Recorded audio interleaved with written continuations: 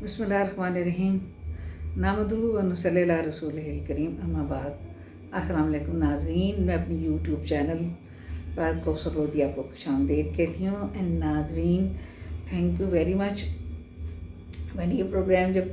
अच्छे 4 महीने पहले शुरू किया था तो मैं समझती थी कि पता नहीं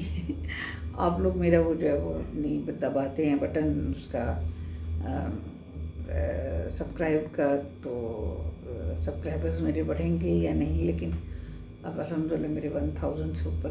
हो गए हैं। आप लोगों का बहुत बहुत शुक्रिया। लेकिन प्लीज़ प्रोग्राम को देखना है होता है, नोटिफिकेशन करना होता है। आप लोगों को इतना आशा मुझे कहने में लग गया, तो अब अल्हम्दुलिल्लाह अल्हम्दुलिल्लाह अल्हम्दुलिल्लाह आप लोग करने लगे हैं। और नाज़रीन, आपका बहुत शुक्रिया, आलमी आपको अजर दें। और अगर आप मुझे सुनते हैं तो मुझे बहुत अच्छा लगता है। अल्लाह करे मेरी कोई एक बात भी किसी के ऊपर असर कर जाए, वो अच्छी हो, तो अल्लाह करे शायद कि मेरा भी जो है वो ये जहान और अगला जहान अच्छा हो जाए। तो नाज़रीन, प्रोग्राम जो है वो शुरू करते हैं। आज मेरे लिए बहुत खुशी का दिन है, तो बहरहाल ये प्रोग्राम शुरू करते हैं। तो नाज़रीन, ये एक तो इसमें आज जो है वो ज़िक्र होगा यहूदियों का और यूएई का, और ईरान और इज़राइल कॉन्फ्लिक्ट का ज़िक्र होगा,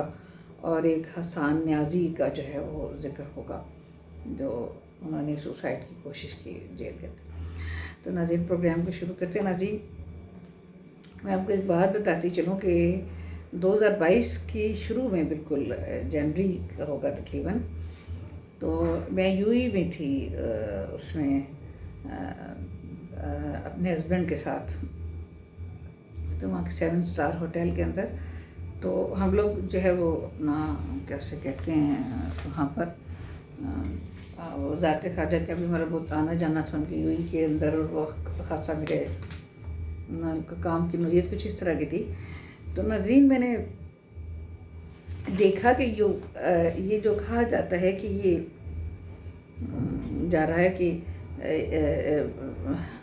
सऊदी अरब और यूएई वगैरह जो है वो अपने सफारत खाने खोलने और अपने बहुत आगे को उनके ताल्लुकात जा रहे थे इज़राइल के साथ। तो ये मैं आपको बताती चलूँ कि उस वक़्त जो है यूएई के अंदर इस बात की खलबली मची हुई थी कि उन्होंने अपने दरवाजे इज़राइलियों के लिए खोल दिए थे। उन्होंने यह भी कहा था कि यहाँ पे आप लोग ख़रीदो फरोख्त भी करें, कारोबार भी करें, अपना रहाइश ज़मीनें भी खरीदें। ये नहीं कि ये लोग ना अरब, मैं आपको सच्ची बात बताऊँ, बिलखुसूस सऊदी अरब और यूएई वगैरह, ये इज़राइलियों को और अमेरिकन को बहुत ज़्यादा कोई मफूकुल फितरत चीज़ समझते हैं।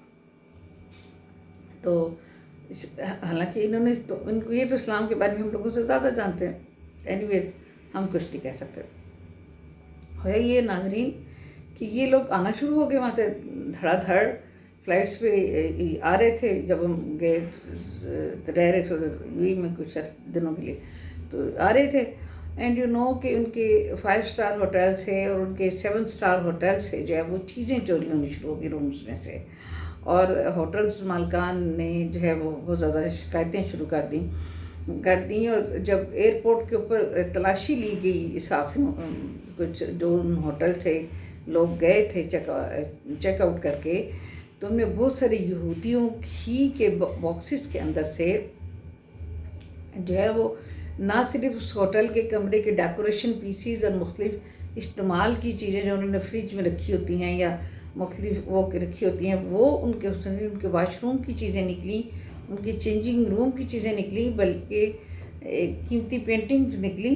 बल्कि उनके उसमें से जो है वो अपना वो भी निकला, अपना छुरी और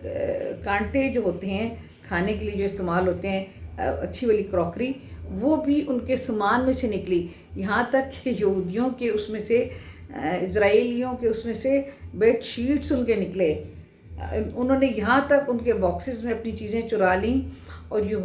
जो वहाँ पर यूएई के लोग थे उन्होंने वो सर पकड़ कर बैठ गए कि हम किस गंदी कौम को और किस गंदे लोगों को हम अपने मुल्क में जो है वो आने की इजाज़त दे दी। और वहाँ के बड़े होटल्स वालों ने शदीद जो है वो एजिटेशन शुरू कर दिया। उनके जो मालकान थे अरब्स बड़े बड़े, उन्होंने कि ये जो है वो ये चोर लोग हैं اور انہوں نے بہت زیادہ ان پر اس وقت جو ہے اب یہ نہیں 2022 کی شروع کی بات کر رہی ہوں، اس وقت ان پر اتنا چیک اینڈ بیلنس رکھنا شروع کر دیا کہ یہودیوں کے سامان کی چیکنگ اور یہودیوں کی ہر چیز کی، کیونکہ یہودیوں نے ان کے ملک سے بہت زیادہ چوریاں شروع کر دی تھیں، اور اس سے اس قوم کا پتہ چلتا ہے کہ جس قوم کے بارے میں قرآن کے اندر کیا کیا لفظ استعمال ہوئے ہیں کہ یہودی تمہارے دوست نہیں ہو سکتے، یہود و نصارہ کو سعودی عرب کی زمین سے دور رکھو، داخل نہ ہوں وہ اس میں۔ لیکن حکمرانوں کو چونکہ نہیں وہ دنیاوی ترقی کے پیچھے بھاگنا، وہ کہتے ہیں کہ ہم پیچھے نہ رہ جائیں، ہم سیکولرزم کی طرف ہر کوئی بھاگنا چاہ رہا ہے، ہر کوئی سیکولرزم کی طرف، کیونکہ انہوں نے ترقی کرنی ہے، پیسہ کمانا ہے، مادی دور ہے، پیسہ کمانا ہے، پیسہ چاہیے، اور پیسے کے لیے انہیں مذہب گروی رکھنا پڑے تو انہیں کوئی اعتراض نہیں ہے۔ Situation is same all over the world, لیکن باقیوں پہ بھی گلہ اس لیے نہیں ہوتا کہ وہ مسلمان نہیں ہیں۔ ایون پاکستان کے اندر بھی جو انٹلیکچوئل اس ٹاپک پہ گفتگو کرتے ہیں تو وہ ان میں سے کہیں جو ہے وہ مسلمان نہیں بھی ہوتے،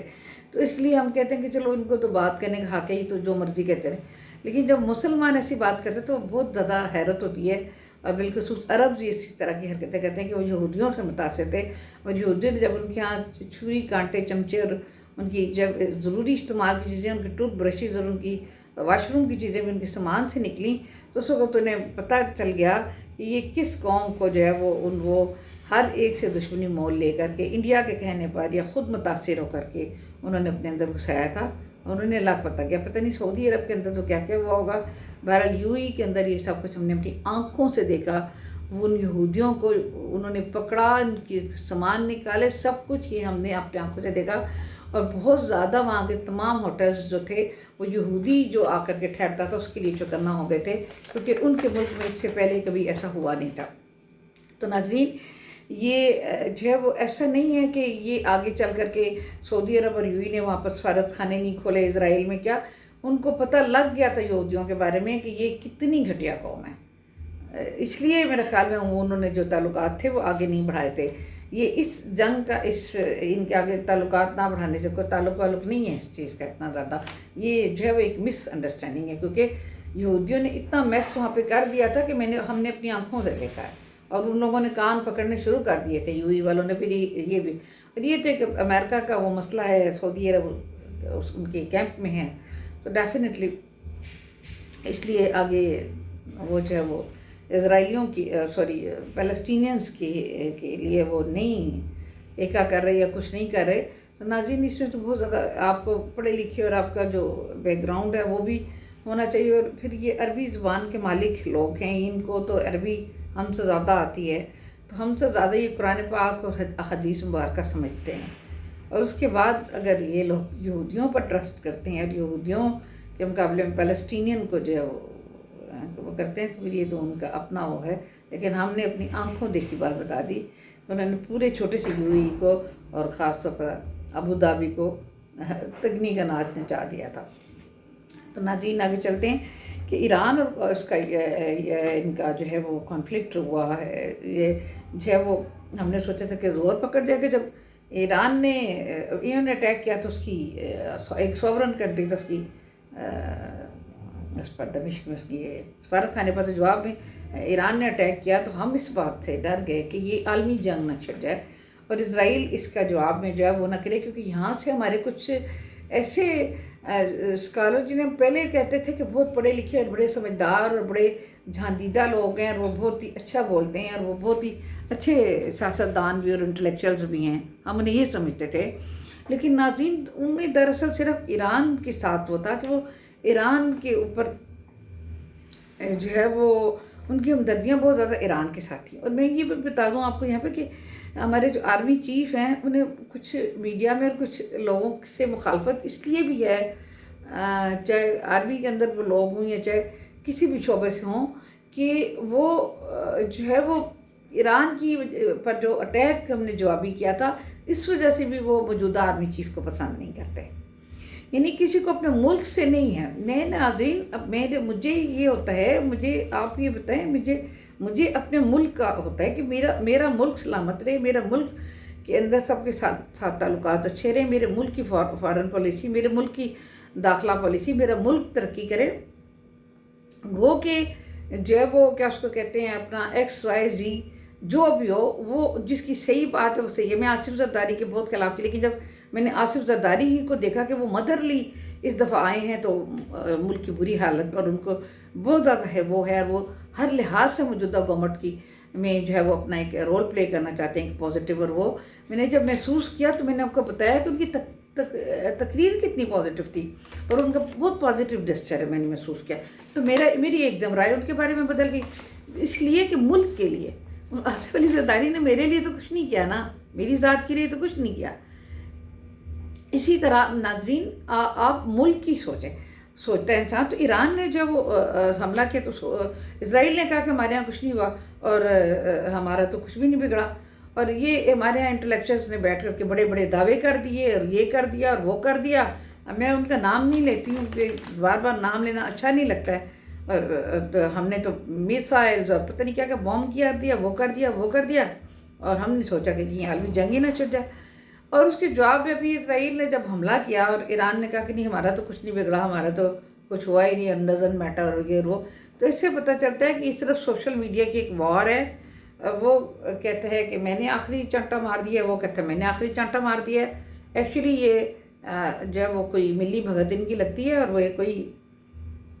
इतना नहीं, क्योंकि जिस वक्त इसराइल के ऊपर जो है वो इसने हमास ने अटैक किया था तो हिजबुल्लाह ने पूरा साथ दिया था और हिजबुल्लाह ही इनकी ट्रेनिंग में इनके साथ था। लेकिन जिस वक्त उन्होंने दिन रात बुरी तरह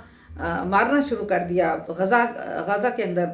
इसराइलियों ने, तो उस वक्त जो है वो हिजबुल्लाह बिल्कुल खामोश बैठ गया और ईरान ने कहना शुरू कर दिया कि हमारा इससे कोई ताल्लुक़ नहीं है। हालांकि हिजबुल्लाह का ताल्लुक़ ईरान से बहुत गहरा है।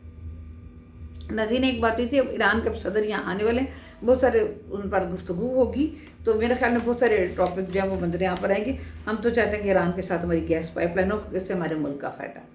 कम से कम मैं तो कम से कम चाहती हूँ कि हम करें। लेकिन यह है कि पाकिस्तान अमेरिका को मना ले और अमेरिका को मानना चाहिए, क्योंकि हम लोग इस वक्त अगर हमें सोमालिया और दूसरे मुल्कों की लिस्ट में एक तरफ हमें अमेरिका डाल रहा है तो दूसरी तरफ हमें फिर वो ईरान के साथ गैस पाइपलाइन करने क्यों नहीं देता, ताकि इस वक्त हम जिस फाइनेंशियल क्राइसिस और इमरजेंसी का शिकार हैं हम उससे निकल आएँ। तो कम से कम इतना तो अमेरिका को अपने अंदर वो रखना चाहिए कि हमें इस बात की तो इजाज़त दे दें, इतना तो करें वो। एनीवेज नाज़रीन, ये जो है वो अब जो है वो ये कोई इतनी वो नहीं रहा कि ये कोई वर्ल्ड वार का इतना ख़तरा नहीं रहा। अब जो है वो इन्होंने जो जिनोसाइड करनी शुरू कर दी है इसकी इसराइलियों की, पैलेस्टीनियंस की इसराइल ने, नाज़रीन ये बहुत ज़्यादा अलार्मिंग और ख़तरे की अलामत है। और इसराइल को कम से कम पूरी ज़िंदगी के